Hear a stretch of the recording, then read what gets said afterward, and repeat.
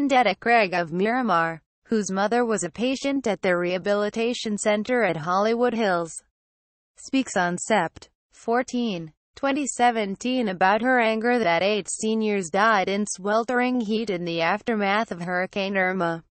Craig's mother is now at Memorial Regional Hospital, Lower MATECUMBE Key, FLA. Angry residents of the lower Keys who evacuated for Hurricane Irma seethed Thursday at the county's continued refusal to let them return home, worried about their losses and increasingly frustrated that no one is telling them when they may be able to go back.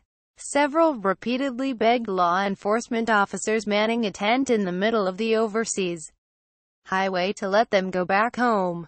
The last time the officer said, "I don't even have the time to argue with you guys," and just turned his back and walked away, said Tiger Corazon, 30, whose family sat dejected, 20 yards from the blockade and 20 miles from home.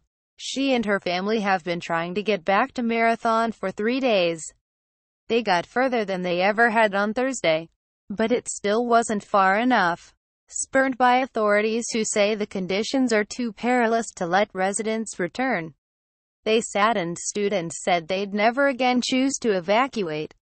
"I'd rather have them carry me in an ambulance up to Miami than evacuate," said Corazon's boyfriend, Denny Valladares, 27, who joined her just past mile marker 73.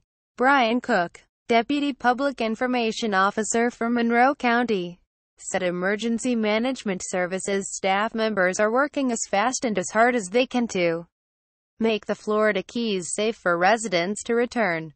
Only emergency services, disaster management services and supplies were being allowed past the checkpoint at this time.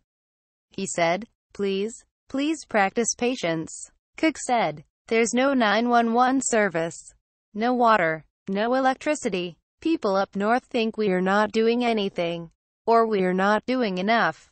We are doing everything we can." But Valladares and his family were far from the only residents of the vast string of islands who expressed fury, threatening that they won't leave their homes and businesses next time. "They told us if we left, they'd let us return, and now they're not doing it for any good reason." David Merchaniak, who owns a rental home in Marathon and lives in Cujo Gardens on Cujo Key, said in a call to the Miami Herald from where he was temporarily staying in Boca Raton, "All this means is that people are never going to leave again." Valladares' mother, Judith Silva, whose family owns King Seafood Market and Restaurant in Marathon, said this was the first time she evacuated for a hurricane. It will also be her last. "If they pick up 10 people dead now, they're going to have 200 people dead at the next storm," Silva said. "That's a terrible attitude to have." Cook cautioned, the death toll in the Keys so far is 8 people, and if more people didn't evacuate it would have been much higher. He said, "Evacuating is always the right decision when a storm like this is coming." Cook said, "Property is not the priority. Always put your life over your property." The rage extended online, where hundreds vented on social media groups set up for communications on Irma for Keys residents. But some defended the county's decision to keep the lower Keys blocked, even calling the residents trying to get back idiots. "How stupid can some of you be? Let the emergency measures do their work," wrote Michael Ritchie on the Monroe County Board of County Commissioners Facebook page. "You want to go where there is no potable water, no food and sanitary issues. Really, I understand your property concerns.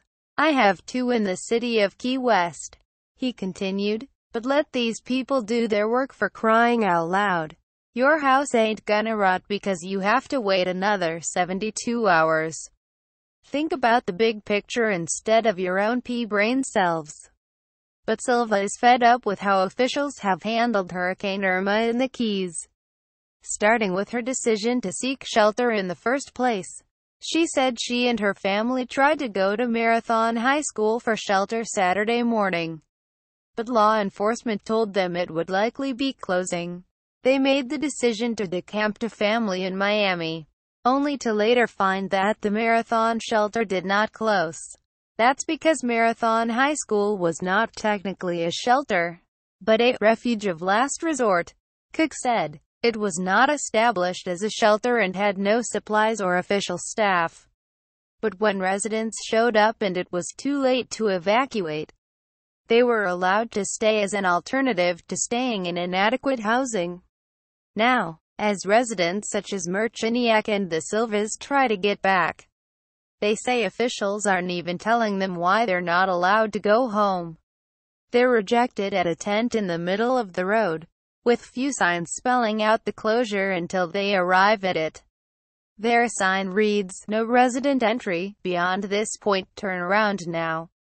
That's after residents have likely driven in bumper-to-bumper traffic for an hour. Cook said only residents of the Upper Keys are allowed past Florida City. Merchaniak said he has all the provisions he needs to survive for weeks once he gets home, and it was critical he assess the damage to his property sooner rather than later. Silva agreed and said she needed to check on her livelihood.